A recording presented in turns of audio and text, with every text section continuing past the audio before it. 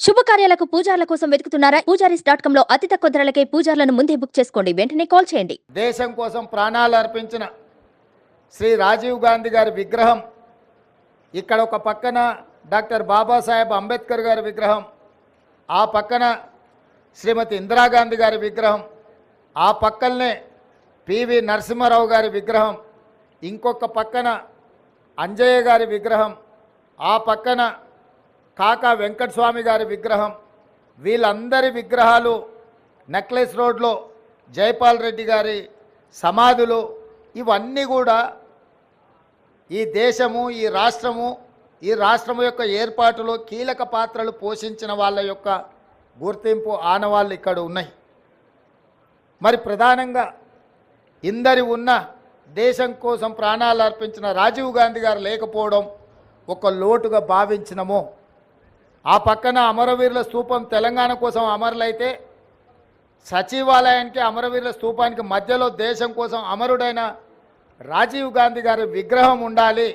ఎందుకంటే మాజీ ప్రధానమంత్రి ఇందిరాగాంధీ గారి విగ్రహం, పివి నరసింహారావు గారి విగ్రహం, వారితో పాటు రాజీవ్ గాంధీ గారి విగ్రహం ఉండాలని మేధావుల సూచన మేరకు ముందలో ఉన్న పార్కు కొంతమంది వ్యక్తులు వాళ్ళ కోసం ఆ స్థలాన్ని పక్కన పెట్టి వాళ్ళకు కావాల్సినప్పుడు విగ్రహం పెట్టుకోవాలని ఆలోచన చేస్తే దేశం కోసం ప్రాణాలు ఇచ్చిన రాజీవ్ గాంధీ గారి విగ్రహాన్ని మేము అక్కడ పెట్టడం జరిగింది. రాజీవ్ గాంధీ గారి విగ్రహాన్ని ఏర్పాటు చేయడానికి కూడా వివాదం చేసి దానికి తెలంగాణ తల్లి విగ్రహానికి ముడిపెట్టిండ్రు. నేను తెలంగాణ ఉద్యమకారులకు, అమరవీరుల కుటుంబాలకు, తెలంగాణ మేధావులకు విజ్ఞప్తి చేయదలుచుకున్నా. 10 సంవత్సరాలు మీరు ముఖ్యమంత్రిగా ప్రభుత్వంలో ఉన్నప్పుడు ఎక్కడే కానీ తెలంగాణ తల్లి విగ్రహాన్ని ఏర్పాటు చేయలేదు. అందుకే ఈరోజు కాదు, జూన్ 2 నాడే నేను చెప్పిన సచివాలయం లోపల తెలంగాణ ప్రజలకు పరిపాలన గుండెకాయ అయిన సచివాలయంలో తెలంగాణ తల్లి విగ్రహ ప్రతిష్టను ఏర్పాటు చేస్తామని జూన్ 2 నాడు నేను అధికారికంగా ప్రకటించిన. ఈ విగ్రహం యొక్క నమూనాను JNTU fine arts college principal మన తెలంగాణ బిడ్డ వారికి ఈ నమూనాను తెలంగాణ ప్రజలు ఏం కోరుకుంటున్నారు, తెలంగాణ తల్లి అంటే దర్పం ఉండాలి, పోరాట పటిమ ఉండాలి, భవిష్యత్ తరాలకు స్ఫూర్తిగా ఉండాలి. నిజంగా మన కన్న తల్లిని చూస్తే మనకెంత సంతోషాన్ని, ఎంత ఆత్మవిశ్వాసాన్ని పెంపొందిస్తుందో ఆ తెలంగాణ తల్లి కూడా ఆ విధంగా తెలంగాణ ప్రజలకు దగ్గరగా ఉండాలి. కొద్దిమంది దొరలకు గడీలలో ఉండే వాళ్ళ యొక్క ఆనవాళ్లతో తెలంగాణ తల్లి ఉండకూడదని ఒక నిర్దిష్టమైన అభిప్రాయంతో JNTU fine arts college principal గారికి మేము విజ్ఞప్తి చేయడం జరిగింది.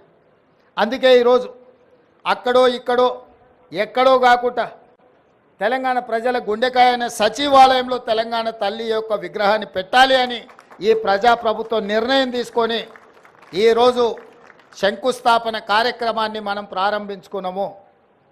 డిసెంబర్ 9 మనం విగ్రహాన్ని ఆవిష్కరించుకోబోతున్నాం. డిసెంబర్ 9కున్న ప్రత్యేకత మీకు తెలుసు.